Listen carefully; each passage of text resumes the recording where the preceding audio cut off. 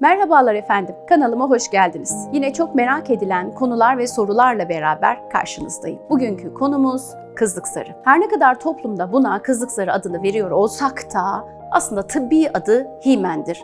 Ve gerçekten de yapısı bir zara benzemez. Sadece bir doku parçasıdır. Peki kızlık zarının anatomik olarak görevi nedir, işlevi nedir, neden yaratılmıştır sorularınızın cevabını biraz sonra açıklayacağım. Kızlık zarı vajinanın girişinde anatomik olarak nasıl görünür? Öncelikli olarak onu göstermek istiyorum. Şimdi şunlar dış dudaklar, şunlar iç dudaklar. Biraz daha yaklaşmanızı rica ediyorum. Evet.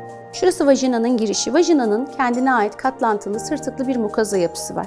İşte şu gördüğünüz parçalar var ya, bunlar kızlık zarı artıkları. Yani gözünüzde büyüttüğünüz gibi patlayan, delinen, yırtılan bir yapı değil. Kızlık zarı daha anne karnındayken, kız çocuğu embriyolojik dönemindeyken vajinanın girişinde birer doku parçası olarak oluşur ve vajinanın girişini adeta bir kruvaze ceket gibi kapatarak fiziksel bir bariyer olarak oluşmuştur. Peki bu fiziksel bariyerin amacı ne? Bu fiziksel bariyer ergenlik dönemine kadar karın içi organları, rahimi, tüpleri, yumurtalıkları, vajinayı fiziksel gelebilecek patojenlerden, bakterilerden ve zararlılardan korumak içindir. Şimdi kadın üreme sistemine dönecek olursak, şimdi vajinanın yapısı burası. Görebiliyor muyuz? Açık. Şuradan servikal kanalı görüyoruz. Milimetrik bir kanal. Bu milimetrik kanaldan rahim içine doğru giriyoruz. Ve daha sonra dikkat edin, bu kanal böyle tubadan, yani tüplerden geliyor ve yumurtaya kadar açılıyor. Yani burada bir açıklık var. Karın içi organları vajinayla ve dışarıyla direkt temas halinde. İşte kızlık zarı ergenlik dönemine kadar vajinanın girişini kruvaze ceket gibi kapatıyor. Himenal doku buranın fiziksel olarak korunmasını sağlıyor. Birçok memeli canlıda aslında himenal doku var. Yani memeli canlıdan kastımız ne?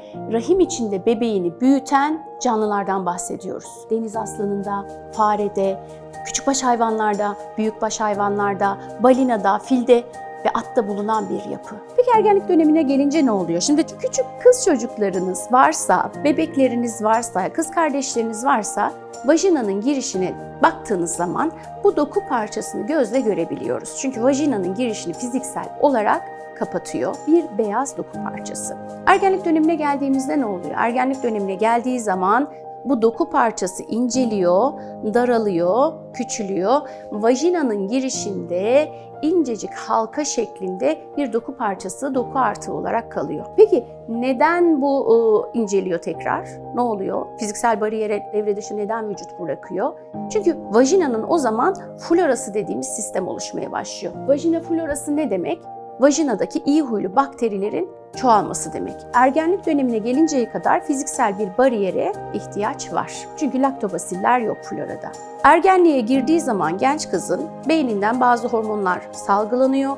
O hormonlar overe geliyor. Overden östrojen ve progesteron salgılanıyor. Östrojen ne yapıyor? Vajinadaki glikojen seviyelerini arttırıyor. Vajina hücrelerinin, hücre duvarlarının glikojen içeriğini arttırıyor. Glikojen ne yapıyor? Laktobasillerin ana besin kaynağı. Laktobasiller vajinanın asidik florada kalmasını ve artık doğal bir bariyer geliştirmesine yardımcı oluyor. Yani flora gelişiyor. Ondan dolayı da fiziksel bir bariyere artık ihtiyaç duyulmuyor. Peki bu kadar önemli anlamlar yüklüyoruz biz buna toplumumuzda, coğrafyamızda.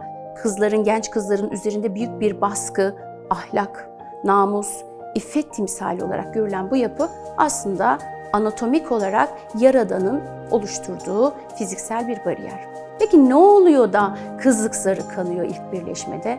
Esasında kızlık zarında kan damarı yoktur. Herhangi bir kan damarı oluşumuna sahip değildir. Genellikle ilk gece birlikteliklerinde ön sevişmenin yetersiz olması, genç kızın kaygılı, korkulu olması, kanayacak mıyım, yırtılacak mıyım, nasıl olacak gibi kaygılardan dolayı kendini yeterli ön sevişmeye verememesi, bazen de eşindeki, partnerindeki performans kaygısı dediğimiz ereksiyonunu sürdürememe, denetimsiz boşalma sorunlarından dolayı acele etmesi sebebiyle aslında kanayan şey himenin kendisi değil, vajinanın kendisidir. Bundan ötürü de iyi sevişme yapılmışsa, ön sevişmede yeterli vajinal kayganlık sağlanmışsa kızlık zarının kanaması beklenmez.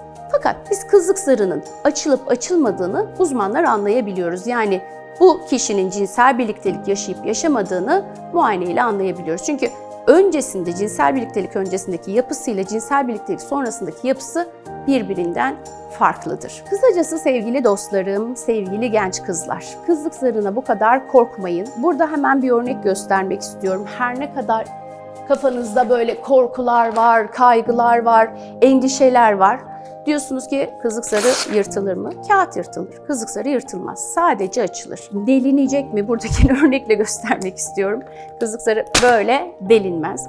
Kızlık zarı sadece yanlara doğru incelir ve açılır. Bu da yeterli cinsel uyarıyı aldığınız zaman gerçekleşir. Bu videoyu izleyen sevgili beyler ya da yerine evlenmeye hazırlanan genç çiftler, kendinizi bu manada kanadı, kanamadı, niye kanamadı, İşte benden önce birlikteliği mi vardı, bu kadın beni aldatıyor mu, beni kandırdı mı gibi korkulara girmek yerine evliliğinize, eşinize ve çift mutluluğunuza önem verin. Çünkü namus iki bacak arasında değil.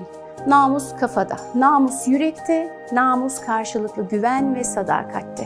Bundan ötürü de paranoyakça düşüncelere girip birbirinizi suçlamak yerine çift mutluluğunuza odaklanmanızı tavsiye ediyorum. Çünkü ne yazık ki toplumda böyle bir baskı var. Bunları düşünmek yerine düzenli cinsel yaşama, çift partner ilişkisine, karşılıklı güven, sevgi ve saygıya dayalı bir ilişkiye önem verin. Hiçbir şey aceleye gelmemeli cinsellikte, hayatta olduğu gibi. Sevgiyle kalın. Görüşmek dileğiyle.